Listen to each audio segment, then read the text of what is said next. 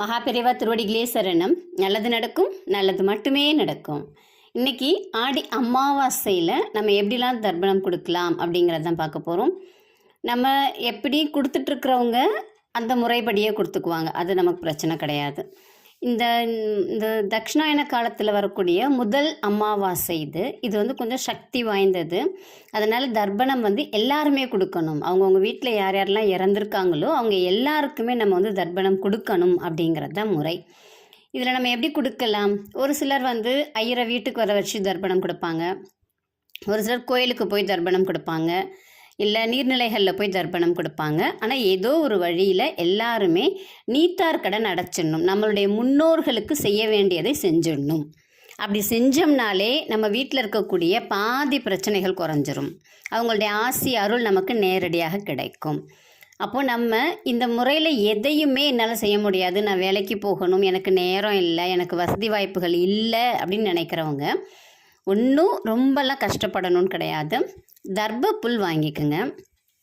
தர்ப புல்லை மோதிர விரலில் சும்மா ஒரு சுற்று போட்டு ஒரு முடி போட்டு கட்டிடுங்க. கையில் கட்டிட்டு கொஞ்சம் கருப்பு எள் எல்லார் வீட்லேயுமே இருக்கக்கூடியது தான். இதுக்கு உங்களுக்கு துளசி செடி வேணும். வீட்டில் தொட்டியில் வச்சுருந்தீங்கனாலும் பிரச்சனை இல்லை. உங்கள் வீட்டில் துளசி செடியே இல்லைன்னாலும் எங்கேயாவது ஒரு இதில் துளசி செடி வாங்கிட்டு வந்து உங்கள் வீட்டில் வச்சுருங்க. நாளைக்கே வச்சிங்கன்னா கூட நம்ம ஞாயிற்றுக்கிழமை தான் செய்ய போகிறோம். ஆடி அமாவாசை 4ஆம் தேதி தான், ஆகஸ்ட் 4ஆம் தேதி ஞாயிற்றுக்கிழமை தான் நமக்கு அமாவாசை. அன்னைக்குள்ளே அது கொஞ்சம் துளிர் வந்திருக்கும். அந்த தொட்டியை கொஞ்சம் சுத்தம் பண்ணிவிடுங்க. இல்லை நீங்கள் மண்ணில் வச்சுருந்தீங்கனாலும் சரி, அதை சுற்றி வர்ற மாதிரி கொஞ்சோண்டு பாதையை மட்டும் போட்டு வச்சுக்கோங்க. அந்த துளசி செடியை நீங்கள் எந்த கோத்திரமாக இருந்தாலும் சரி, சிவன் கோத்திரமாக இருந்தாலும் சரி, இல்லை விஷ்ணு கோத்திரமாக இருந்தாலும் சரி, எல்லாமே இறைவனடி சேர்ந்தவர்களுக்கு தான் நம்ம செய்ய போகிறோம். அதனால் இந்த கோத்திரத்தில் அந்த கோத்திரத்தில் இதை செய்யலாமா அதை செய்யலாமா நம்ம சொல்லக்கூடாது. ஏன்னா எல்லார் வீட்லேயும் எல்லா இடத்துலையும் வில்வ மரம் கிடைக்காது. ஆனால் எல்லா இடத்துலையுமே வந்து துளசி செடி இருக்கும். அதனால் நம்ம துளசி செடிக்கு செய்ய போகிறோம், அவ்வளோதான். அது ஒரு 18 முறை சுற்றி வந்துடுங்க. சுற்றி வந்துட்டு உங்கள் கையில் கருப்பு எள்ளும் தண்ணியும் வச்சு அந்த துளசி செடியில் உங்கள் முன்னோர்கள் எல்லாரையும் நினச்சிக்கிட்டு அவங்களுடைய ஆன்மா எல்லாமே சாந்தி அடையணும், அவர்கள் எதுவுமே கஷ்டப்படக்கூடாது அப்படிங்கிற மாதிரி வேண்டிக்குங்க. நீங்கள் எல்லாருமே நல்ல ஒரு கதிக்கு போகணும். நீங்கள் போயிட்டு எங்களுக்கு நல்ல ஒரு ஆசி வழங்குங்க, நாங்கள் எந்த தப்பு தவறுகள் செஞ்சுருந்தாலும் எங்களை மன்னிச்சிருங்க அப்படின்னு சொல்லி மனதார அவங்கள்ட்ட மன்னிப்பு கேட்டு அந்த எள்ளும் தண்ணியும் அந்த துளசி செடியிலே விட்டுருங்க. உங்களுக்கு அந்த தர்ப புல் இருக்கணும். ஏன் தர்ப புல் சொல்கிறோம் அப்படின்னா, தர்ப புல்லுக்கு வந்து விதை கிடையாது, தானாக முளைக்கிறது இல்லைங்களா. அப்போது அது இறைவன்கிட்டையோ இல்லை நம்மளுடைய முன்னோர்கள்கிட்டையோ நேரடியாக சேர்க்கக்கூடிய சக்தி அதுக்கு உண்டு. நம்ம யாராவது உருவாக்குனா தான் அதுக்கு சக்தி இருக்காது, அதுவாக முளையிறதுனால அதுக்கு எப்பயுமே சக்தி உண்டு. அதனால தான் கிரகண டைமில் எல்லாத்துலேயும் போட சொல்லுவாங்க, பார்த்துருப்பீங்க இல்லைங்களா. எல்லாமே செஞ்சும் இருப்போம்.